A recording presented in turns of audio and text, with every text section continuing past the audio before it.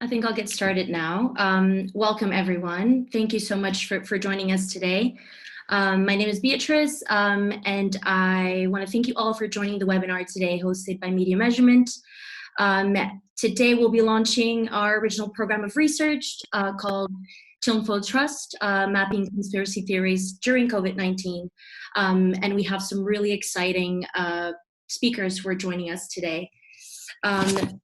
Today's discussion will focus on COVID-19 disinformation and the evolution of conspiracy theories during the public health crisis, drawing conclusions about the implications for trust in public institutions.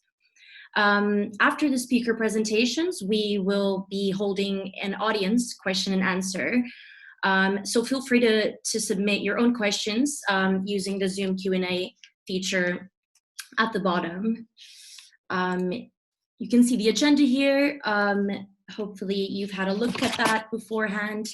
And I would like to start off by introducing today's chair, Claudia Pagliari.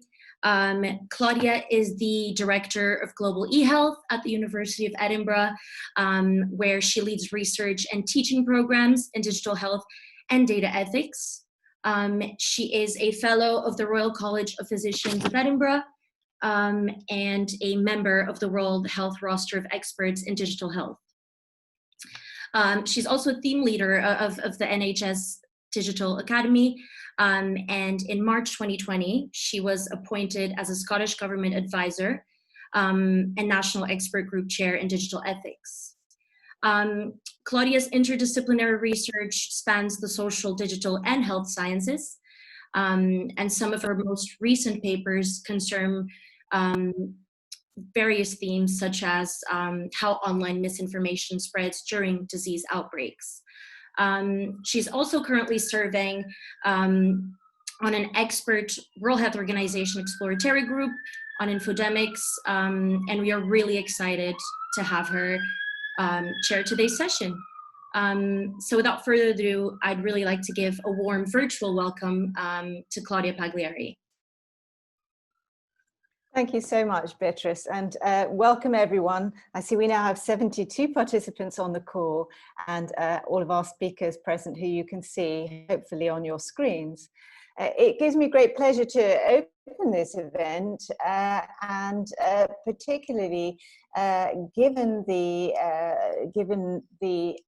work that several of us have been doing, including Michael Urquhart, who's on this report, with the World Health Organization, which have recently undertaken a very large consultation exercise and scientific expert group exercise on what they call the infodemic. But alongside that, it's been a growing area of interest as predating the coronavirus pandemic. I think probably everyone has the words Cambridge Analytica on their lips when they think of data and elections, for example. It's really brought that into the public consciousness. And of course, as we have progressed through this international emergency of the coronavirus crisis, more and more of us are being exposed to these sorts of messages, false and true messages that we don't understand and perhaps misinterpret. I won't say too much about it because we have some excellent speakers today who I think is particularly useful in this context, because it's very easy to approach it simply from one particular perspective, like public health, for example. The concept of information contagion, for example, is a common one. So we're seeing rumors spreading like diseases. That's an old one. And at the same time, we have seen really over the last few years, with the rise of social media analytics, quite a lot of activity by computer scientists, which has been very interesting in terms of mapping topographies of information or information spread. But perhaps, at least in its initial period, was more descriptive than necessarily analytical. And of course, then we have seen a trend in the enrichment, if you like, of this field, with many more people from different disciplines starting to get interested in their own analyses, some very qualitative, some very quantitative, from different perspectives: political science, economics, behavioral and social sciences, and of course, information security, because as we'll find out later from one of our speakers, this has also gone beyond simple rumours into potential harms, but also they have enormous national security implications, extending many of the things which security agencies have been doing really forever, actually, in terms of disinformation, but creating new ways in which that happens. And of course, the other thing, and I hope we'll come to the end, is been a great development of new analytical tools to automate some of this information gathering. And then, of course, on top of that, new ethical conversations about whether we should be doing this, or in what forms, and what is a legitimate form of inquiry when you're looking at this type of approach, and indeed whether it becomes legitimate to then intervene, and who's looking, and who has the power to do so. So it's unpacked a great many issues here. So I'm very pleased that we have our four speakers. And first of all, we have Lukas Andriukaitis from the Atlantic Council. He's Associate Director there. And he's done very interesting work around disinformation in the context of elections and security and defense. So you can see where I'm coming from there. We really look forward to hearing from him. We have Cooper Gatewood from the Institute for Strategic Dialogue. And they are experts in really looking at ways in which we can harness social media to engage with publics, but also what is actually going on in terms of global conversations and international sort of areas around sort of global competition and so forth. So we'll hear about that. It'll be a very nice complement to the previous speaker. And then we've got a presentation from Michael Urquhart and Philipp Darius. Now, Michael is one of the leads at Media Measurement, who's putting on this event here and have put together this report. He's a digital researcher with a background in history and social sciences from my own alma mater, University of Edinburgh. And he has been working on a number of problems and projects around the use of social media for outreach purposes, but also to try and understand issues like climate change, coronavirus, and working in the humanitarian sector most recently. And Philipp is a PhD candidate from the Hertie School in Berlin, well known for their work in political science and ethics. And he's been looking at trust in public institutions and the role that this sort of misinformation plays in undermining that sort of trust. So as I'm sure you'll agree, a very nice combination of speakers there, which will give you a different perspectives on this issue and hopefully outline this report for you. So without further ado, I will hand over to our first speaker.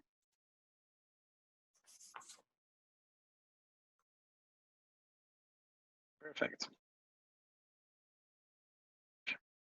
Let me just share my screen really quick.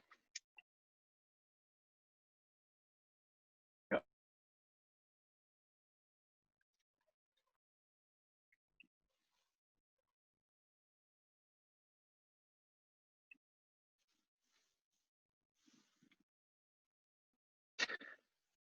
So my name is Lukas Andriukaitis. I'm an associate director with the Digital Forensic Research Lab at the Atlantic Council.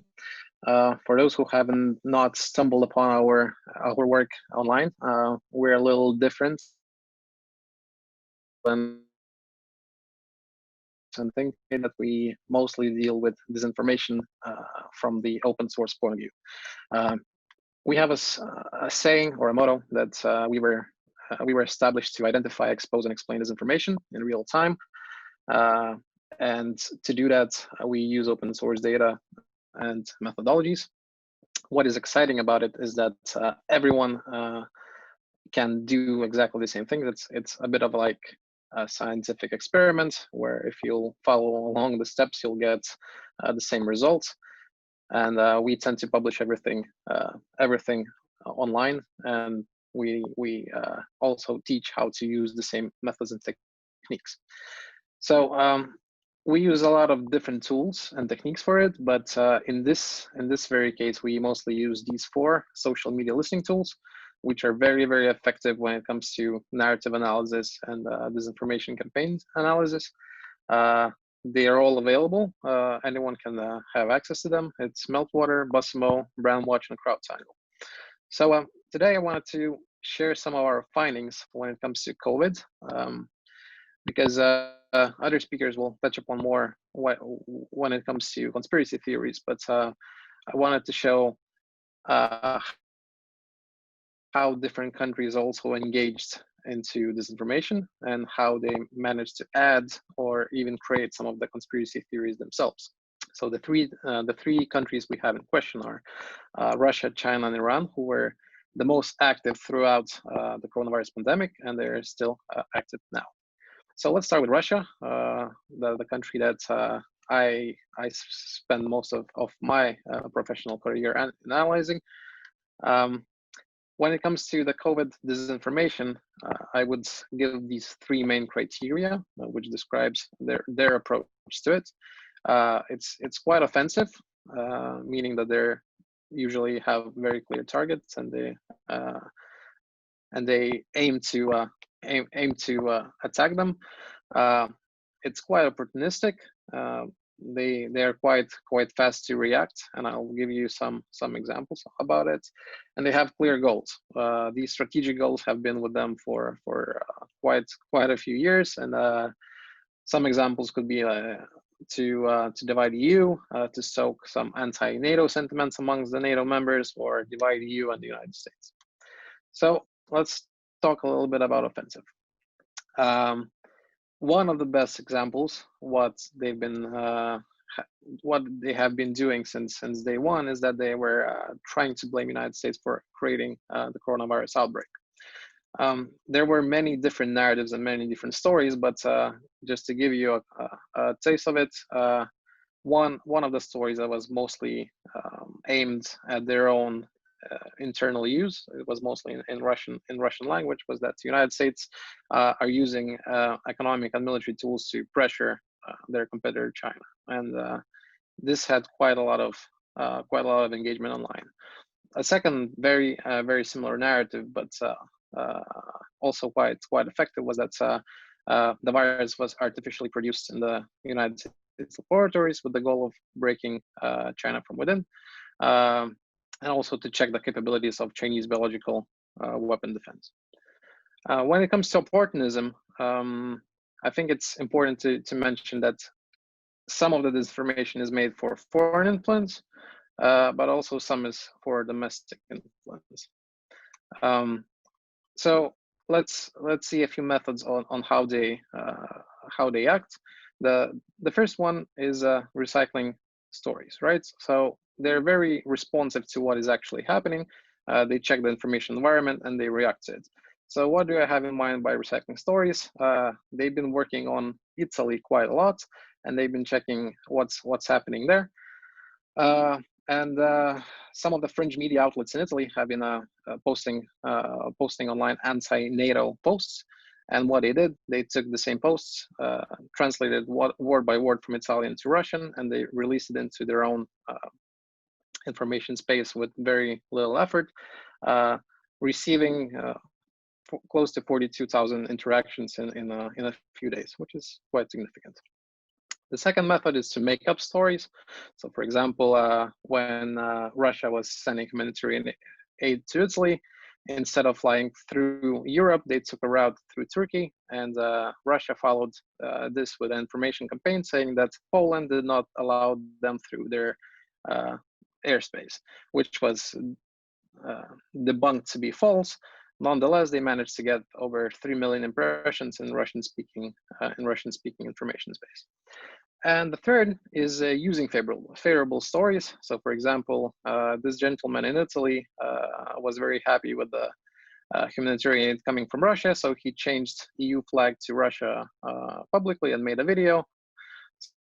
So Russians followed it with a story that Italians are massively changing EU flags to Russian flags, and they managed to receive significant engagement with the most engaged with article was close to 83,000 likes and shares. And lastly, clear goals. This one I mentioned before, and in this case, we noticed that there were a lot of stories against NATO and against various exercises. At the very beginning, the Defender 20 exercise, which had to happen earlier in the spring, was constantly attacked as a potential factor in spreading of the coronavirus if it's going to continue to happen. China is a little different. First of all, their disinformation is mainly defensive. They try to position themselves as a victim and a savior rather than the cause of the pandemic. And they also tried to turn Italian society and other countries in Europe against EU and sort of bring the population closer to their own information space. So how did they do it? If you would go to their official website, official Twitter account, you would see this slogan, Forza Cina e Italia, which is translated from Italian. It's something along the lines as "Let's go China and Italy." What was interesting is that they released a few hashtags. One, the closest to the slogan, was Forza Cina e Italia, and as you can see, around 60 million impressions were garnered in basically in 1 month time, which is really, really significant. Most of these were in Italian, followed by a lot of cartoons, a lot of visual aid, basically to say that China is the one helping Italy instead of EU, followed by a lot of offensive sort of cartoons towards Germany and other European nations. And what we noticed from our analysis that these hashtags, very similar one was Grazie Cina, managed to get these numbers by using bots, and very close to half of Forza Cina Italia tweets that were using this were bots. Meanwhile, Grazie Cina was 37% or so. So this was clearly an information campaign. We also looked through some of the official Twitter accounts of China, and we noticed that a large portion of them are followed by bots. This account of the spokesperson of China is even more interesting because it has close to 60% of fake accounts following. And lastly, Iran. Iran was the least active from those three, but we also noticed that their disinformation is quite offensive, and their main targets were United States and Israel. So what we noticed from some of our research together with Facebook, when on April 30th, they took down close to 500 pages linked to Islamic Republic of Iran. We went through these groups and we noticed that most of the information was aimed to the Arabic-speaking region, and their main messages were that US is responsible for all of this. An interesting point was that when Iran began to recover from the first sort of wave of coronavirus, they started changing the narrative and pointing out to United States that they're unable to take care of the situation back home. So they started showing to the Arabic audience that the United States is unable to deal with the situation and is a lousy leader worldwide. Very similarly, a lot of visuals were following it. And this is my all-time favorite cartoon that they were using. So to quickly sum up, I would agree with the conclusions of the Department of State that at the very end, these stories and narratives started feeding into each other, and they started finding common points where all of these three countries are agreeing upon, and sort of merging the stories together, feeding on each other. So this is what we noticed at the very end, and it persists up until now. and it will be interesting to see what's happened next. So that'll be all from me, and I'll be very interested to hearing some of the questions you might have. Thank you. Thank you very much. That was really interesting to hear about, and particularly that convergence, like almost a serendipitous geopolitical alliance that is formed and repeated. I wondered if you had any thoughts on, just before we move on to the next speaker, on the way you've discussed how this influences individuals. There are some slightly different agendas in these countries. One is a political influence to make them more favorable in the eyes of the host nation that's receiving the messages. And the other agenda is to make trouble and destabilize the existing government. So that was quite interesting, even though they're coalescing together. But on the second point, you showed the gentleman with the Italian flag and the Russian flag, that he got rid of his EU, which was, of course, magnified. And that, coming to this point of how do, in your opinion, where do we have difficulties when, of course, many people from Europe and the USA, for example, in open democracies, it's legitimate to be highly critical of your government. And therefore you become quite receptive to messages that may in fact be manufactured, which always leaves me uncomfortable when I see something which is particularly anti-Trump, for example, and it's connected with China, for example, or because you wonder what the motive is for that to have appeared in cyberspace in the first place. Was it an invitation for you to retreat, or was it in fact something that has grown organically from a legitimate concern on the part of the citizen? Do you have a view on that and how we could differentiate those? Yeah, very much so. That's a very good point you're making. And when it comes to democracies, it's always the question of, the freedom of speech whenever we're talking about it.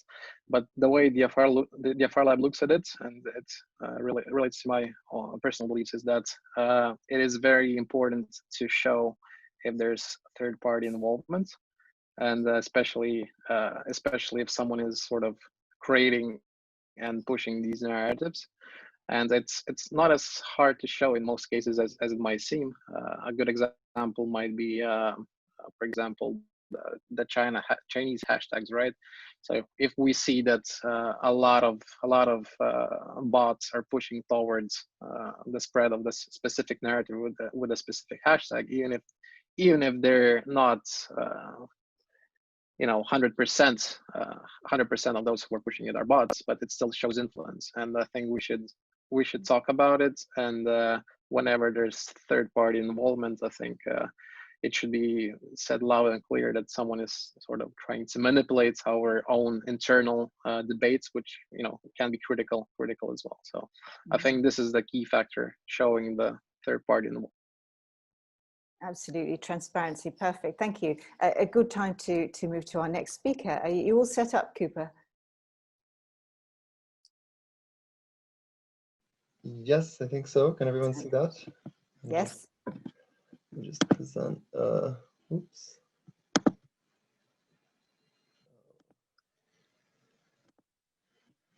There we go. Okay, so thank you very much, Claudia, and thank you, Lukas, for the presentation, and thank you to Media Measurement for having us here today. So I'm Cooper Gatewood, and I work with the Institute for Strategic Dialogue.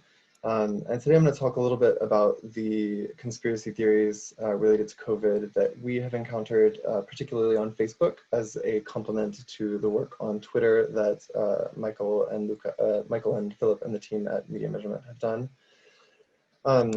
Just a quick word about ISD for those of you that may be less familiar. So we are a counter-extremism and counter-polarization think tank. And we have a broad range of work, ranging from government advocacy to collaborating with civil society, intervention providers and practitioners, as well as education initiatives that look to push forward media literacy and digital citizenship education. And all of the work that we do is based on the research that we do in-house, So looking at how we can apply the learnings from research about extremist movements and hateful movements.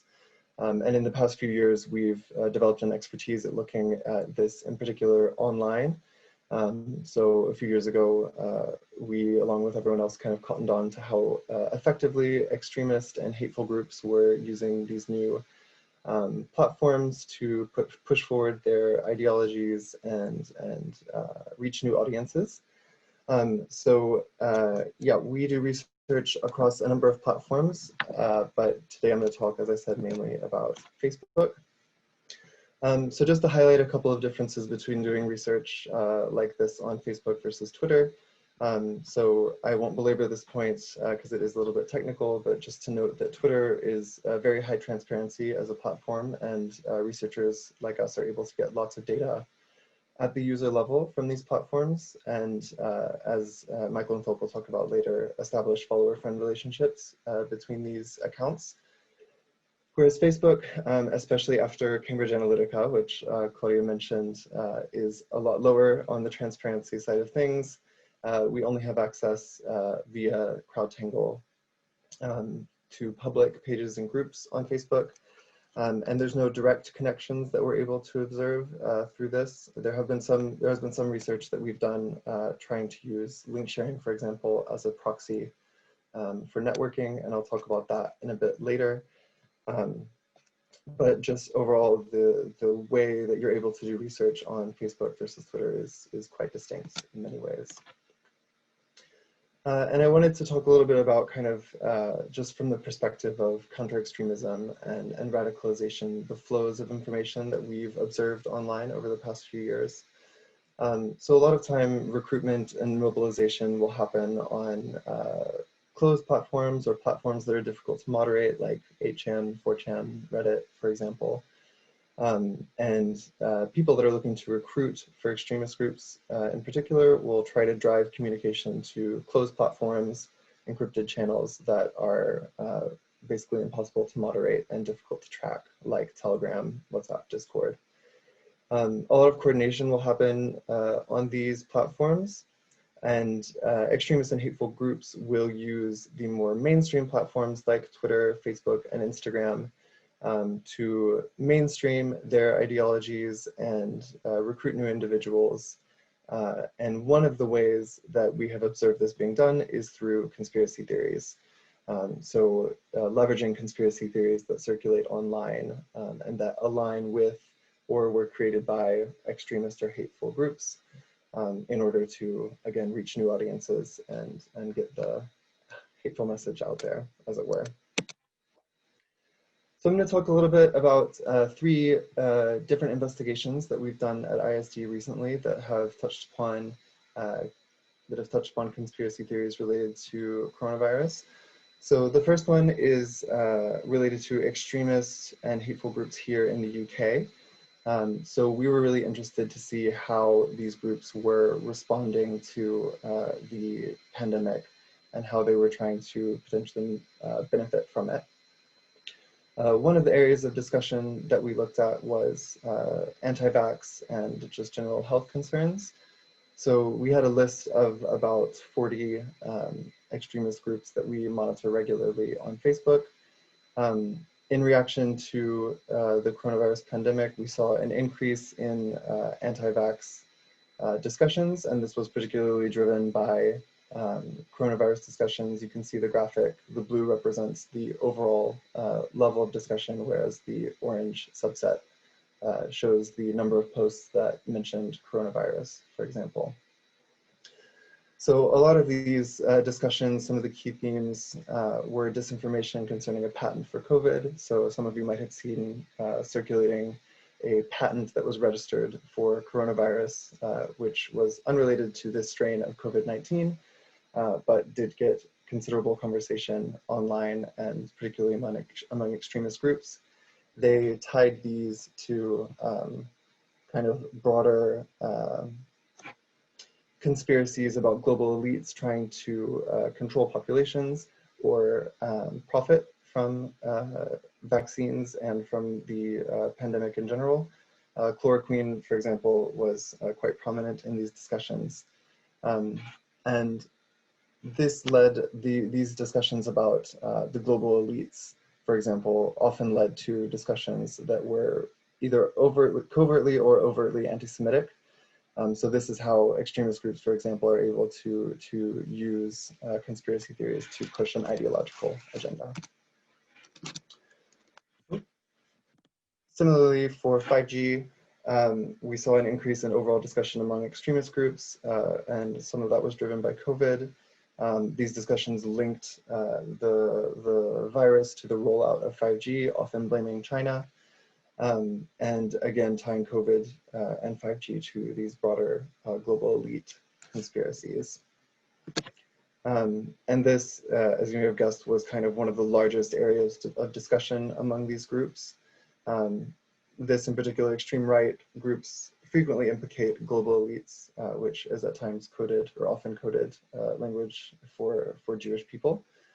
And this COVID-19 outbreak was no exception. So the key themes from these discussions were the tool, or the virus as a tool for social control, a purposeful plot to kill off certain populations, as well as a route for the Bill Gates, George Soros, Jeff Bezos, Rothschilds to profit.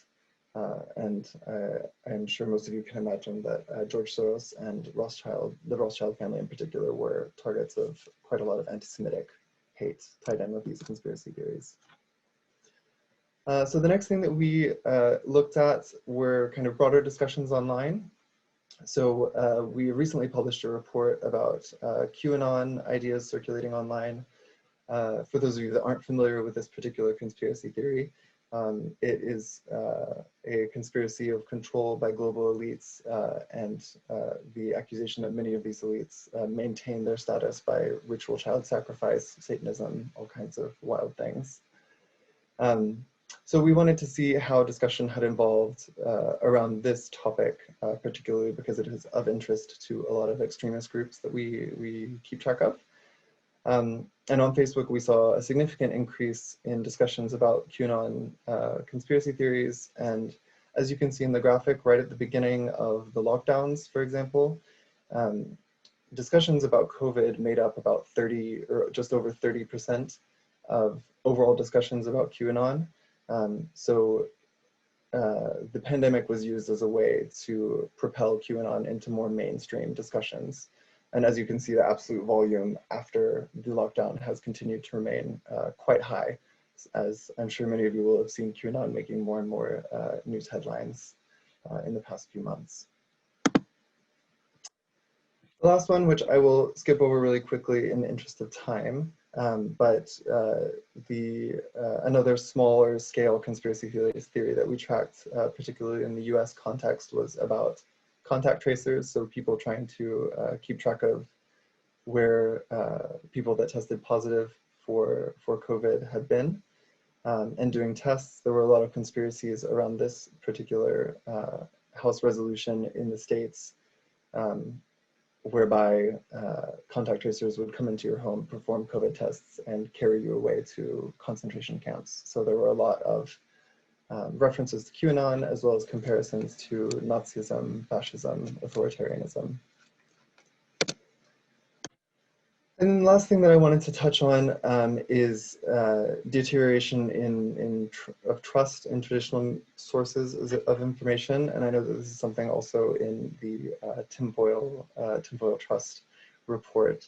But I wanted to talk about how we see this borne out in the extremist space and on Facebook.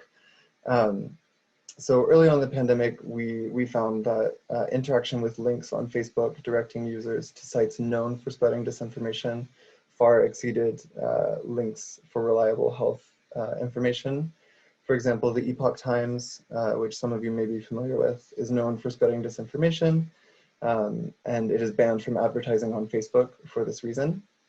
But even so, in the first, I guess, 4 months of the pandemic, links to the Epoch Times received 48 million interactions on Facebook, whereas links to the WHO and the CDC received fewer than 6.5 million each. So that just shows the extent to which even, you know, fringe outlets like Epoch Times can eclipse reliable information, in particular in times of pandemic or I guess times where it's difficult to have reliable information. And finally, we conducted an investigation on a network of sites called Natural News, which is a website that is also not just banned from advertising on Facebook, but banned from Facebook entirely, because it spreads disinformation, and particularly in the reaction to COVID, it was spreading a lot of disinformation about fake cures, about fake causes of the virus. It particularly was pushing colloidal silver and chloroquine as a cure, the first of which can be actually quite harmful. And we found that the website Natural News and its affiliated websites not only were still present on Facebook, but they also received over 500,000 interactions in the first 3 months of the year. Again, showing how kind of these fringe groups can inject their ideas into these broader discussions and drive people potentially to more hateful ideological content. So just some of the key takeaways. As I said, fringe extremists and other hateful groups really did take advantage of the COVID-19 crisis to inject their ideologies into mainstream discussion. Sites known for spreading disinfo frequently outperform authoritative sources for info. Conspiracy theories are often self-referential, so there was a lot of crossover, for example, between QAnon and these global elites conspiracies. So the moment that someone is exposed to this type of content, there's also a likelihood that they can be exposed to additional disinformation or even hateful ideological contents. And the last little note, which is something we always try to push for at IST, is that there's a need for greater transparency from tech platforms so that researchers and civil society can better understand the issues at play online. This kind of harkens back to the slide at the beginning of my presentation about the need for, or the kind of relative lack of data from Facebook, for example. There's a need for kind of researchers and civil society to be able to understand what's going on the platform so that we can mount proportional and effective responses. Thank you very much. Thank you very much. Fascinating and a real look in at actually what's going on within communities, within countries, and as well as obviously across the piece, but amongst citizens to some extent, rather than necessarily focusing on the state actor, as was the case in the first presentation. Nonetheless, of course, a lot of the state actors are the ones who put the pinball into the machine and kind of see what happens. So tracking back is absolutely critical, and hopefully we'll hear a bit more about that later. But I wanted just to ask you a question about this phenomenon, really. I think there's a number of things that I think are significant, but you mentioned there that Epoch Times got 48 million hits on a fake news story, as opposed to CDC and WHO getting 6.5 million each. I mean, that's a real, quite a shocking imbalance. But I wondered if you had any thoughts on the recommender engines and things that are behind the likes of YouTube and some of these other websites that in a sense, it's almost a commodity, that it becomes quite a saleable commodity. And, you know, I'm sure in looking at this thing, many of us will have seen these celebrity pundits, and they usually have very few qualifications in the topic, but have become, you know, like a messiah type figure. And not only are they perhaps generating a sense of power and kudos for themselves, but they may actually be generating quite a lot of money. And so that type of almost financial and celebrity hacking is something a bit like what's going on with the hostile states. And I just wondered if you had a view on that. Yeah, I think that the algorithmic bias is something that everyone has started to cotton on to in the way that YouTube, Facebook, a lot of these social media will recommend content that is likely to get interactions, and that has been the model for a really long time. And people are now starting to see some of the malicious, or not malicious, but harmful repercussions of that type of recommendation system. And I know that some social media platforms have been, especially during the pandemic and in the lead up to the US election, for example, trying to prioritize reliable sources of information so that users of the platform can actually have access to those. We've seen mixed results on that. I think that people being shown contrary opinions to what they believe can sometimes lead to a certain amount of retrenchment, leading to like the opposite of the desired effect, which is problematic. So I think there's a way to go to think about how we deal with the biases that are present in the recommendation algorithms on these platforms. But to your point about financial gain, the natural news investigation that we did, that I mentioned at the end, there was a financial component to that racket, essentially. So the person that was running this network of sites was actually benefiting from this sale of ads on their website. So the more links or the more clicks they got, the more revenue that they generated. And they were also selling merch on their websites, selling masks, things like that. So there has been quite a bit of profiteering, particularly to fund extremist and hateful groups that we have been able to see over the past few months, unfortunately. So yeah, there's certainly, it's a significant motivation that is still present on these platforms that I don't think we've been able to address yet, nor the tech platforms themselves. Yeah, indeed. Thank you. We have to move on, but I see there's some questions coming in on the chat, so we'll round up some of them for at the end. So, but we'll move on to our next speaker now for a different perspective. Thank you, Michael. Thanks. Thank you, Claudia, and thank you very much, everyone, for coming. I'm just going to share my screen now, and hopefully you can all see that. So, my name is Michael Urquhart, and together with Philipp, Darius, today I'm going to be talking through some of the findings in our new report, which launched today, and that's Tinfoil Trust, Mapping Conspiracy Theories During COVID-19. So just by way of introduction then, I wanted to touch on the motivation behind this research. Along with the rest of the world, Philipp and I watched as public discontent with the government handling of the COVID-19 pandemic early in the year fed into demonstrations and protest actions in the UK and worldwide. And in an anecdotal observation of these events, we kind of felt that these protests were being attended by a variety of different communities, and these are not necessarily or even commonly aligned in their beliefs or their motivations. And actually there have been some fantastic photos from these demonstrations that show a kind of kaleidoscope of different conspiracy theories represented, often in a single crowd of placards. And they range from things like vaccine microchips to 5G kills to the anti-Semitic tropes of globalism. And this seemed to us to be evidence of the mobilisation of a kind of popular front in response to perceived or actual government mishandling of the pandemic. And given the work that I do in my day job and Philipp's research focus, the main objective in our analysis was to test whether this offline observation held true in the social media space online.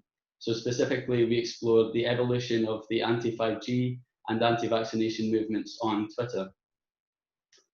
So in our research around these particular movements, and actually conspiracy theories more broadly, it struck us that a fundamental lack of trust was the common denominator uniting these different communities. And I mean, depending on who you ask and which Twitter feed you read, the target of that mistrust varies. But confidence in public institutions, official narratives, and often the scientific consensus itself are all in play. Recently, it's been quite alarming to see some of the more outlandish truth claims about 5G and vaccinations feeding into mainstream discourse, and that's been amplified by celebrities and some academics.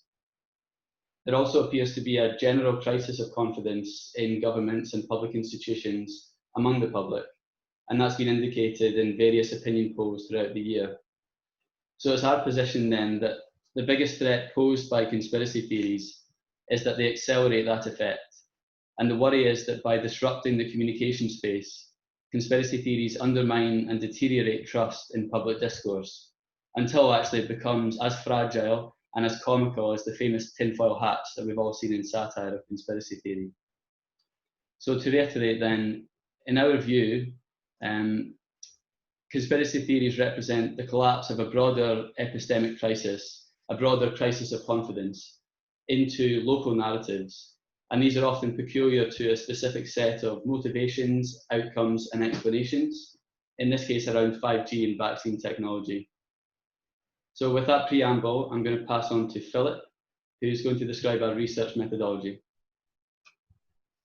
Yeah, thank you, Mike, and thank you everybody for joining us today. So our methodology is based on social network analysis, which some might have heard, some might not have heard of before. And social network analysis is a perspective on the world. So Manuel Castells, a philosopher, has talked about the network society, people understanding networking as kind of a term of cultural capital. And with the proliferation or emergence of social platforms, it has become much more relevant for not just the computational social sciences, but the social sciences in general. So it's a perspective on the world, it's a terminology. For example, on the right-hand side, you see the network graph in which you see a lot of small points, and these are all individuals or individual accounts called nodes, and they're linked to each other by retweeting each other or by following each other. But networks can also exist in the real life, for example, in financial transactions or like in the offline world or as family ties. And it is a set of method, a powerful set of method that provides an opportunity to deal with large-scale data that emerges on social platforms. Which brings us to the next question: how did we apply these principles in our research? So at first we used it for network visualization. You see on the right-hand side all people that have used the vaccination hashtag during the pandemic and our observation period. And for community detection, which we used mathematical algorithms to determine, based on the network topology, whether nodes are more connected to this cluster or the other, which allowed us to identify specific conspiracy clusters, which would here, for example, be the yellow cluster. So with that said, I say a bit on our data. The observation period was between 1st of January and 10th of June. We selected 7 hashtags, collected around 800,000 unique accounts, around 1.8 million unique tweets. And the largest hashtag discourse was the lockdown hashtag with around 670,000 unique accounts and 1.6 million messages. And we used the different methods from social network analysis by focusing on changes of the scale of the networks, which is like the relative composition of clusters and networks over time, the density, which is the connectedness within clusters and networks between individuals, and the interconnectedness between different networks and discourses, which shows us something about the proliferation into different communities. And we always looked at the change of time before and after the introduction of the lockdown. So T1 is from 1st of January until 22nd of March. And then T2, the second observation period, is from 23rd of March until the 10th of June. And with that said, Mike is going to give some more details. Thank you. Thanks. So as Philip just mentioned, the first portion of our analysis focuses on the scale of the conversation, and that covers both the absolute volume of posts and profiles, but more importantly, in our view, the relative size of the conspiracy theory community within each network. So this is important. Increasing numbers of individuals promoting conspiracy theory online mean that there is more opportunity for truth claims to circulate and reach new audiences. But further to that, the sheer dominance of conspiracy theory on some of these topics also risks outweighing and eroding confidence in the consensus view. And where truth claims lead to more extreme views and practices, this can of course have harmful implications. In our analysis of the hashtag vaccine and hashtag 5G networks, we found that the proportion of individual profiles promoting conspiracy theory grew significantly over the reporting period. So in the time between the start of the year and the 22nd of March, an anti-vaccination cluster accounted for around 1/5 of the hashtag vaccine conversation. But in the second period following the UK lockdown implementation, this actually grew to 1/3 of the network. The numbers for the hashtag 5G network were even more alarming. So you can see in the second period, anti-5G activists controlled up to 46% of the total hashtag 5G network. These statistics and the growth that is shown between the blue and yellow bars in this chart represent the penetration of public discourse by conspiracy theory. And in the next slide here, you can see the same problem just shown in a slightly different way. So these charts depict all of the individual Twitter accounts that were captured in the hashtag 5G network. The graph on the left shows time 1, and the graph on the right shows time 2, which follows the UK lockdown announcement and implementation. As Philipp described, we used a community detection algorithm to colour the different clusters and label them according to their content and the relationship with others in their group. So some features you see are consistent across the two.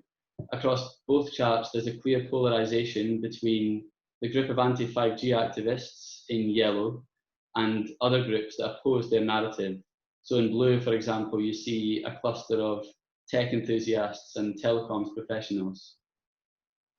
But comparing time 1 and time 2, you can also see some clear changes.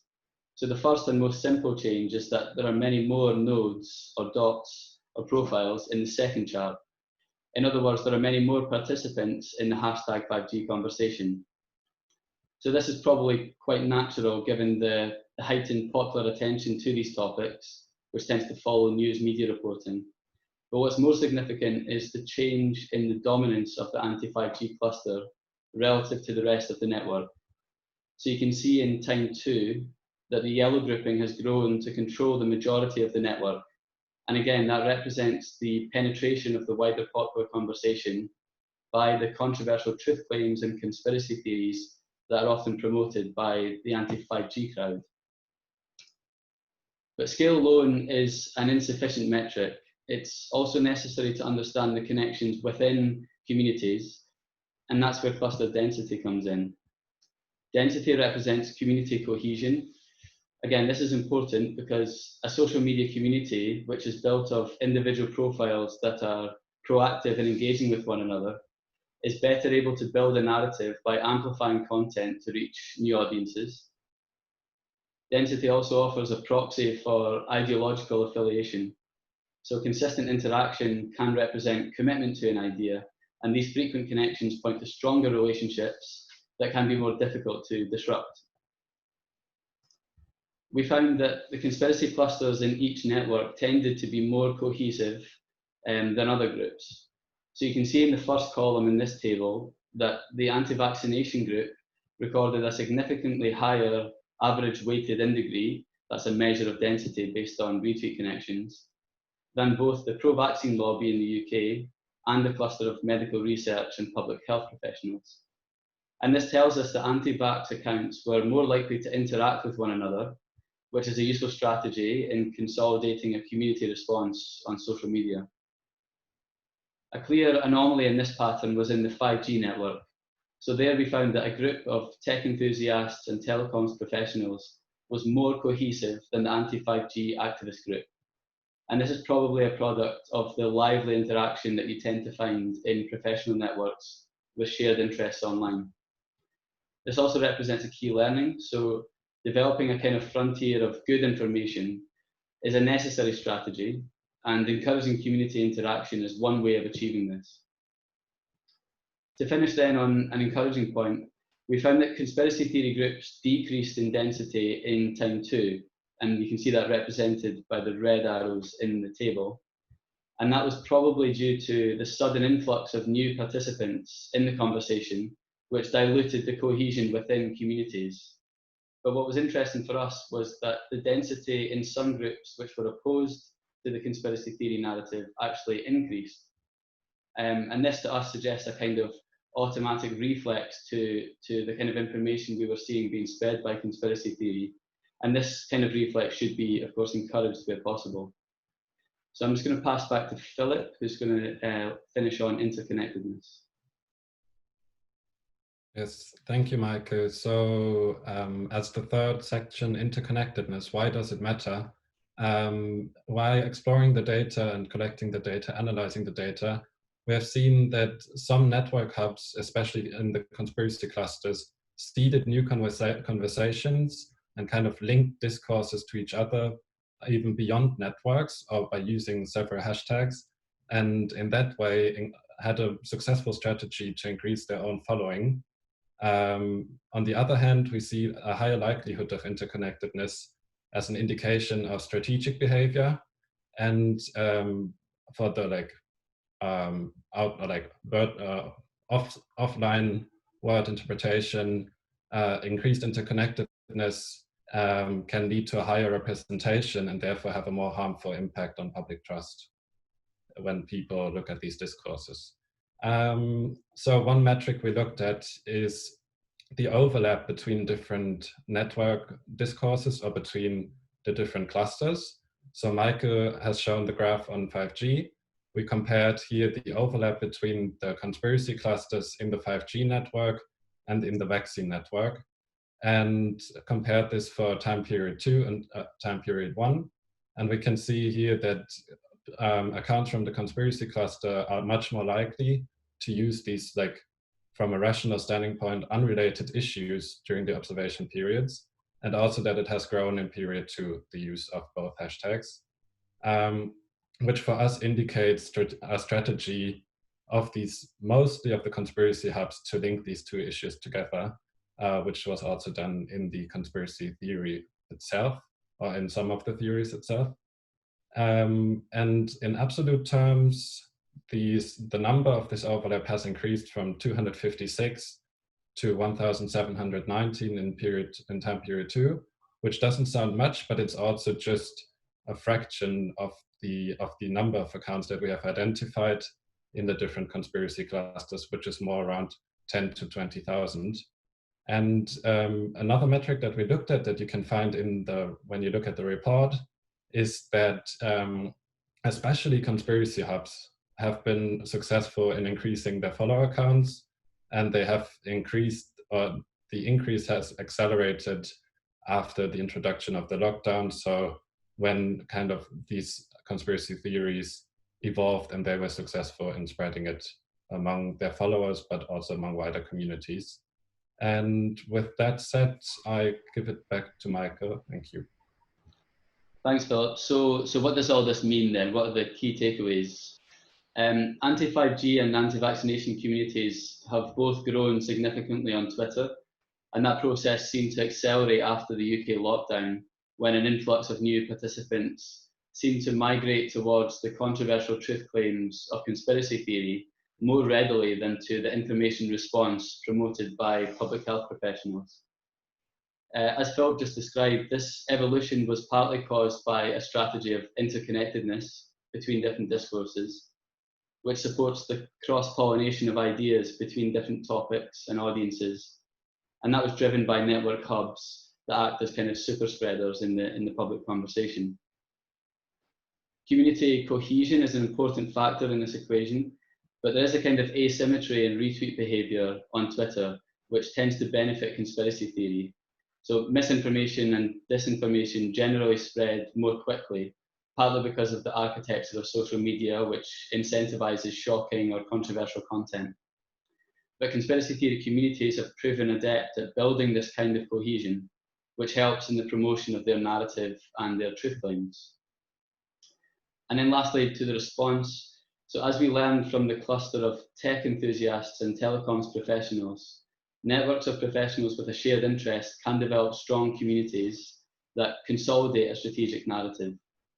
And we feel that this is a necessary approach, because with an interactive and collaborative digital presence, public institutions will be better able to develop an information frontier that offers a viable response to misinformation and disinformation online. So thank you all very much for listening, and I'm looking forward to the discussion. Wonderful, thank you so much. We have got a few questions coming in. If I may, I might start off with one just to get the ball rolling. I really is something. There are a couple of things that bother me in this area, and that we probably need to unpick a bit more. And what the work you're doing is actually very good, all of you, in terms of just getting a grip of what's going on and perhaps refining those methodologies and analysing their pros and cons when we think about how to use these effectively and not otherwise. But one question I have, just particularly related to the last talk, and to some extent the previous one also, is the questions around what is it that attracts people to these conversations? What is it that magnifies or amplifies these messages? What is it that creates the stickability, the thing that sticks people together, the thing that embeds itself like an earworm and becomes part of your entrenched worldview? So are we anywhere near understanding that? I would like to know. And kind of linked to that, you know, a lot of the time these conspiracy theories and communities around them are acting not in a dissimilar way to some civil society groups. They might be, if they were, for example, exposing government corruption. Say, we've studied some of these groups before in other countries. In a sense, there's a feeling that to some extent these bad actors, if you like, are hacking people's morals, hacking people's social desire to try and do the right thing or to expose wrongs, even though they might be completely barking up the wrong tree. How do we, I don't know, there's quite a lot of questions together, but I feel that there is something more to be said about the why, and because without really understanding the psychology of it and the sociology of it, you can't really pull it apart. Michael, did you want to come in there? Yeah, sure. So I think in our literature review, we touched on one paper on the psychology of conspiracy theory, which was really fascinating, which differentiated between different motivations for buying into these kind of worldviews. And that distinction was between the qualities of a specific conspiracy theory and the structure of conspiracy theories more broadly. So the qualities of an individual conspiracy theory might be something like, I don't know, it could be as local as somebody erected a 5G tower at the end of the road, and all of a sudden there was a coincidental nosebleed, in the neighborhood. And that very, very local, very specific quality of the conspiracy theory, which tells someone that there's harmful electromagnetic radiation being emitted from these towers, that could be enough to trigger a response and to trigger an affiliation with that particular theory. But then you also have the much broader question of the structure of conspiracy theory. So you find that it's a common trope, but somebody who believes in one conspiracy theory might be quite likely to believe in multiple conspiracy theories. And that points to the structural aspect of the kind of contrarian view, which quite often you find in conspiracy theories. You find yourself opposed to this epistemic adversary, whether that's represented by a government or an international institution, and it's that more kind of strategic attraction that some people find persuasive. So as to how to combat those two alternative motivations, it's obviously quite difficult. But I think with the more local example, the qualities of a specific conspiracy theory, it lends itself to much more tactical interventions. So whether that's sharing a fact-checking post, and in fact we found some World Health Organization tweets that featured fact-checking posts that generated a kind of buzz online, and that community that we talked about in our presentation was born off the back of that. With the structural attraction to conspiracy theory, I think it's a more long-term game, and I think it's more about encouraging a kind of critical thinking in people's activity online. And when they interpret content or when they decide to reshare content, to take that moment to pause and think, is this a good idea? Does this make sense to me? Does it make sense given, whatever the scientific consensus may be? yeah, it's obviously no easy task, I think. No easy task. Thank you. I have some questions from the floor there, and you've begun to answer one of the questions there, and that has come in from. Forgive me if I get your names wrong, people. The writing is very small, and my glasses are not very good. But I think it's Anahi Iannucci has come up with a question about susceptible groups. Are there any particular susceptible groups that you and you can open this to the panel? Any of your research that suggests that there might be people particularly susceptible? I have to say we've been doing a study of this actually, but I'd like to hear what you have found or what you think. Are there any characteristics of, I think this is asking, she's saying, have you looked at which people are more susceptible to the spread of rumors and conspiracy theories? Or are there particular formats that are more effective? I might just start us off on that one. I think that at least from my perspective, looking at it from a perspective of countering violent extremism, we often look at push and pull factors and ideological factors. So one of the things that across kind of different types of radicalization, as well as I'm seeing this increasingly be applied to conspiracy theories, is if a conspiracy theory or a belief system writ large can respond to kind of a grief in an individual or like an injustice that they perceive, and also already aligns with the way that they perceive the world, then there's those people are obviously very susceptible to receiving these explanations, and we apply that a lot kind of in the context of Islamist extremism, extreme right extremism, for example. But I think it applies to a certain extent in conspiracy theories, because if something aligns already to your worldview, and then also answers a question or places the blame for a problem in a really simplistic way, then that's quite attractive to the person that's viewing that from the outside.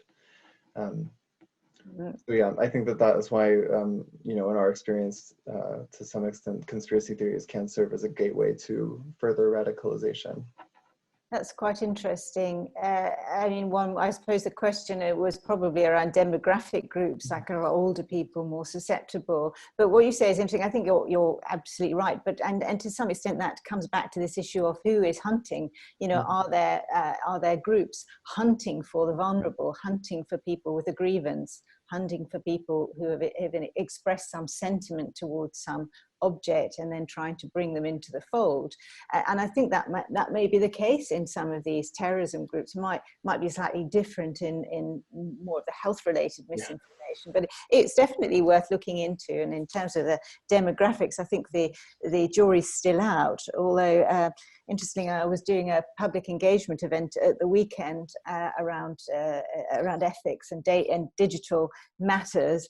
And what struck me is amongst some young people that their news consumption came entirely from social media or online. None of it came from an actual newspaper anymore. So it sort of changed patterns of consumption in a way that may have made them susceptible, although they had developed some fairly sophisticated methods of curating that information based on social markers, which was quite interesting. But I digress. Let's come back to the other questions here. We have another question that's come in from Ida Juiced. Again, apologies if I got your name slightly wrong there. It's a question from Michael and Media Measurement. Have you been looking at any of the recent dialogues around vaccination, but not so much the old anti-vax movement? Obviously, that's an ongoing thing, which has been escalated to some extent here, but the narratives, particularly around the latest vaccine development initiatives and who got there first, and the Russians have got theirs first, and the Americans want theirs, and everyone's, and results of side effects that have been coming out. To what extent are these communities, are you looking at the extent to which these entrenched communities are sort of jumping on top of these things and to some extent fomenting difficulties? Yeah, it's a great question, and I think one of my favourite lines is that a project is never fully complete; it's only abandoned. And I think that really applies with this research. We found multiple different avenues of research that we would love to have gone down, but of course there are constraints involved, so we had to focus in. But I think our objective really is to develop this this kind of research into a series of different white papers. And I think that's definitely one of the topics that we'd be interested to see how, as the kind of conversation around the pandemic moves from the early stages into the, okay, what can be done about this, and if there's any possible vaccine alternatives, then I think that's definitely something we would look at in the future. Thank you. Good. And we thank you. And we've got anyone else, please feel free to jump in if you've got another comment there. I've got another question. If you haven't, just wave your hands if you'd like to come in, panelists, because you might have something burning to say. We've got a question from Stephen again. Sorry, Klingblai, I think is your name. Stephen, anyway, asking about if you could, the panel could speculate on interventions, and I wonder, perhaps if we could. What sort of interventions can we focus on? And to some extent, maybe Lukas, you could come in there, because you've been looking at probably how this turns around into interventions in the context of terrorism reduction, for example. I'm just imagining that. Would you like to comment on that, since you haven't come in yet? You have to turn your speaker on. Sure. I think there's no, one way to answer this. I would say it's quite effective to come in and try to identify and take some of these groups down. There's a good example in the Baltic states, where communities called the Baltic Elves are sort of groups of volunteers who sort of are active online and identify these kind of groups who spread malign disinformation and report it to the social media platforms in order for them to be taken down. So this is quite effective in sort of taking out the information sources which are linked to conspiracy theories. So in our case, it was very effective. But at the same time, we all should have in mind that whenever conspiracy theories are being taken down, in some cases, the Streisand effect might happen, meaning that whenever someone is taking out specific information, it might even boost the interest towards it, because the people who tend to believe in conspiracy theories might think that the government is trying to take specific information down, and we should even share it even more. So comebacks of specific theories might be even bigger if there is some intervention. But again, in the Baltic states case, this was very, very effective when people who are not paid, volunteers, are spending their time in sort of cleaning the information environment. Good, thank you. Thank you. Yes, there's a sort of backfire effect that people talk about sometimes when you try and intervene. It just seems that there is much more need, again, for this kind of research to help us to understand how to tailor interventions to suit particular types of misinformation, disinformation, and particular groups that are susceptible. There's been speculation, for example, about how we can immunize people against misinformation by, particularly young people, by front-loading them with the tools to be able to spot a lemon, spot a dodgy posting, and the sort of critical questions they should ask. And maybe we need to be integrating that into our schools and beyond, in fact. I wanted to come back here to Philipp, unless there's more questions on the board. I don't see anything else just now. Philipp, you were telling us about social network analysis, as were you, Michael, and showing us the graphics of the clouds of these social groups and how they're interconnected. Now, these are extremely powerful tools, I think, for allowing us to really get a very rapid handle on what's going on in a very complex, distributed social world. In turn, and it fits in very well with sort of trends towards other sorts of complex data visualization. So very, very useful. But on the other hand, they are potentially, and obviously they are maybe looking at anonymized Twitter accounts, but to some extent there is potential for you to then be identifying individuals or identifying particular groups from which you can then infer various types of identity. So they can create some ethical challenges as well. And I wondered if you could speculate or perhaps tell us a little bit about your thinking when you're doing this kind of research about how to differentiate the pro-social uses of these new technologies from the potentially unethical ones. Yeah, thank you for that question. So I think the General Data Protection Directive and then also research ethics give a good guideline to researchers. For example, anonymize the results, like protect the individual and always think of the individual.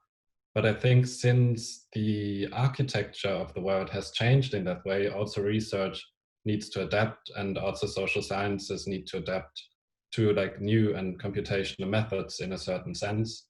And but certainly the question like about ethics, not just in this case, but also, for example, on algorithmic content moderation.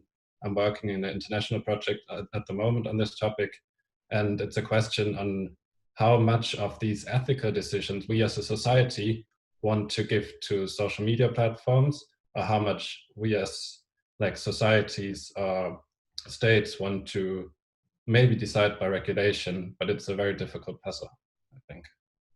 Yes, yes, it is. Thank you so much. Some questions coming in here.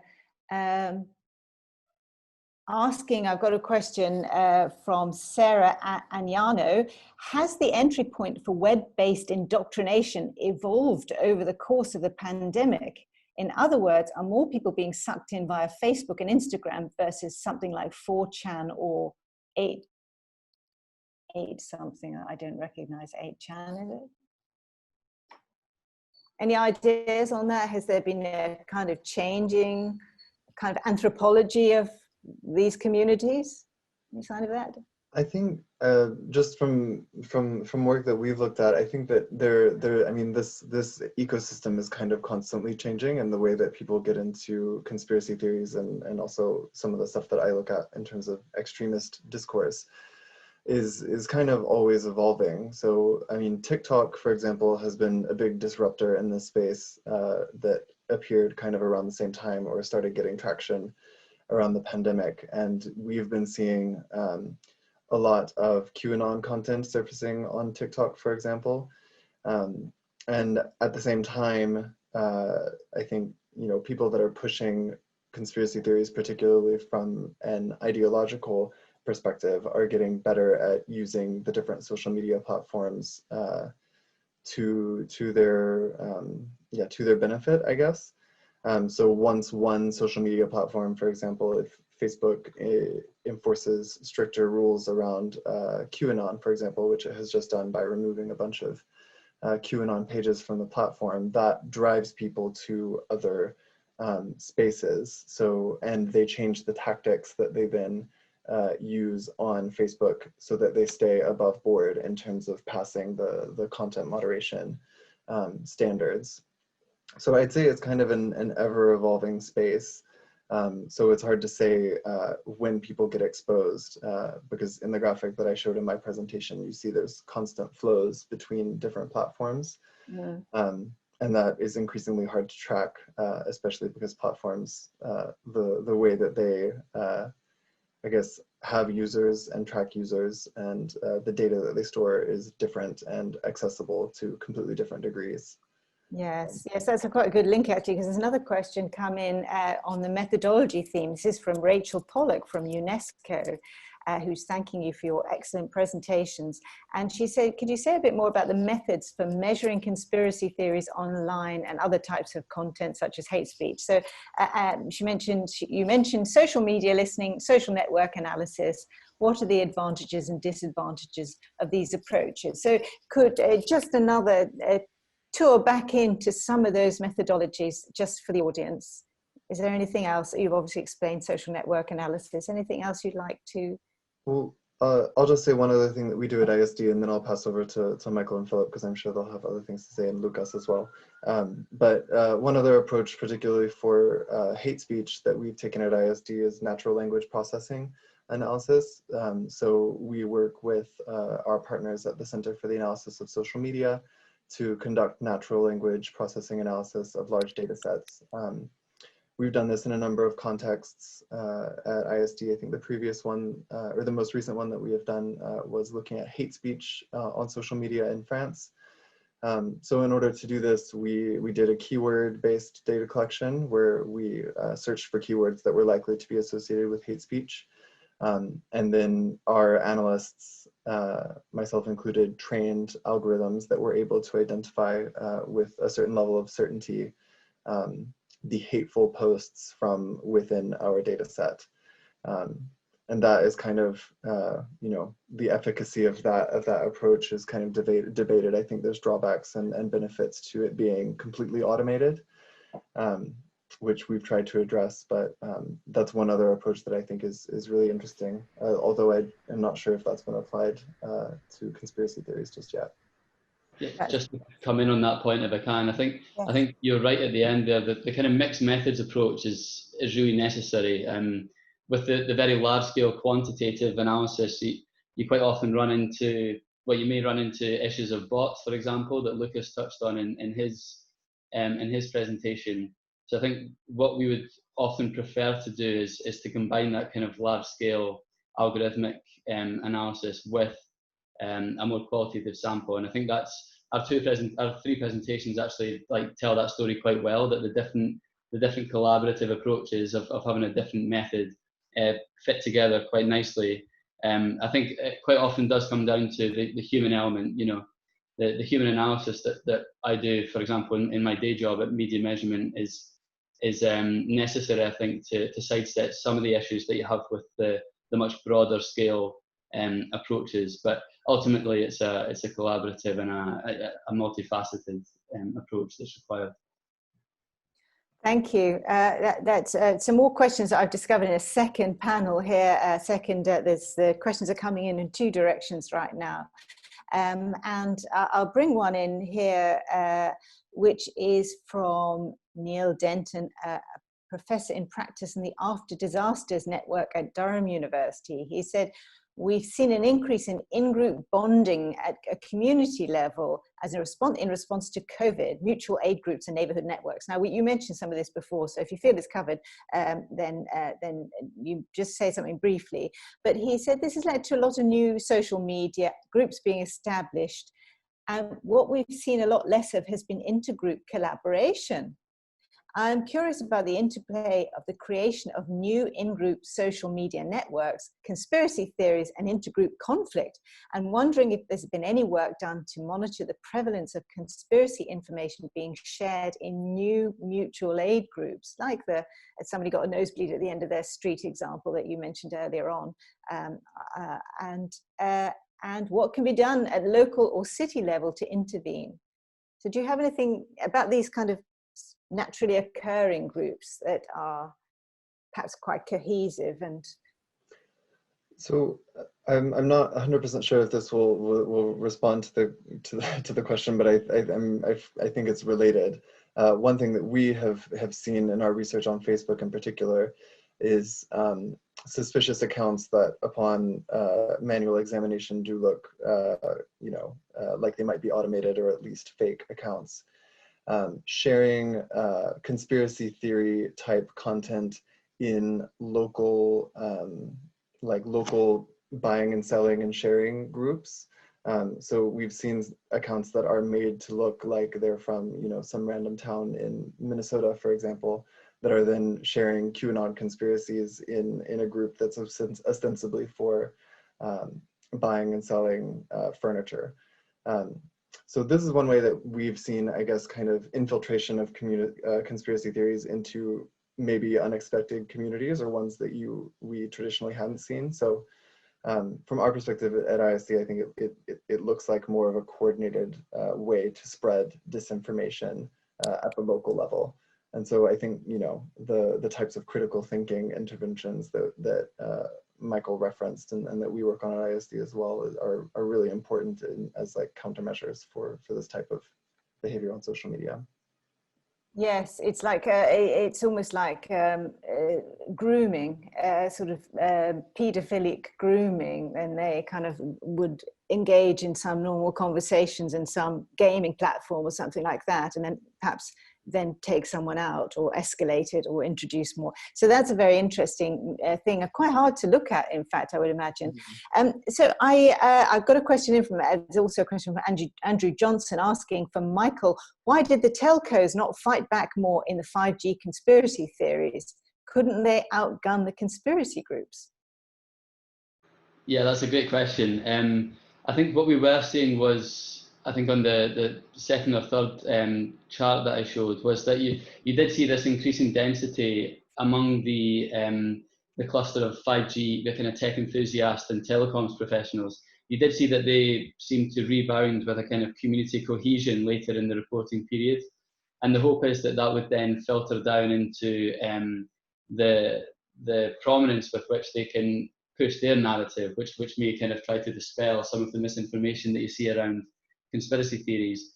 Unfortunately, as I said, we did see that the proportion grew of anti-5G activists rather than that tech enthusiast cluster. But I think it's a much longer process quite often. So I think that community cohesion starts to have its effect in a kind of longer term frame. And so hopefully we would see a bit more of a pushback going forward. Good. Okay, we are coming to the end. So thanks everyone. I've had just briefly a comment in from Sarah Agnano about the links between the QAnon and anti-Black Lives Matters discourses and how these might be connected. We've got a comment in from Giacomo Antonelli talking about the effects of more I think it's more right-wing, more sort of authoritarian views, and how these are coalescing in these groups. And I think we probably haven't had enough time to talk about issues like personality factors and the way those are hacked in these groups. And so just to mention, so I don't forget them, David Ennis was talking about what happens when the media, normal media, reports on the activities of fringe group and frames them in a certain way on social media, and how how these things perhaps interact with one another. And so there's a little potpourri of you just to wrap for you to wrap up some of those questions there. If anyone would like to come in, then we can do. Otherwise, I think we should probably wrap up. And one just final point really, which I felt that was really useful as we were coming to, is perhaps those points around the platforms and technologies and automated methods that are being utilized in this kind of research now.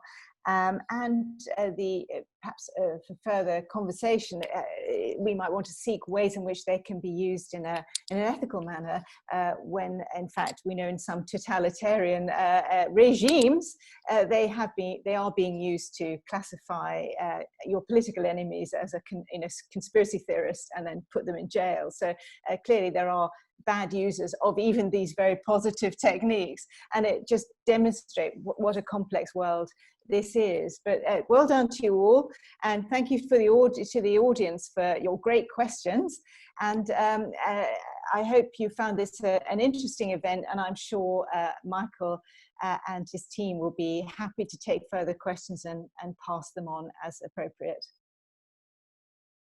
Yes, thank you so much, Claudia. And thank you everyone for your excellent questions, and all the speakers. It's really been a very interesting and fascinating session.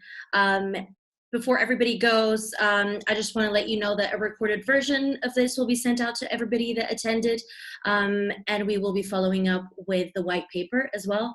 And if you do have any questions, do email us. But other than that, thank you all so much for coming. Have a great day. Thank you. Goodbye. Thanks, everyone.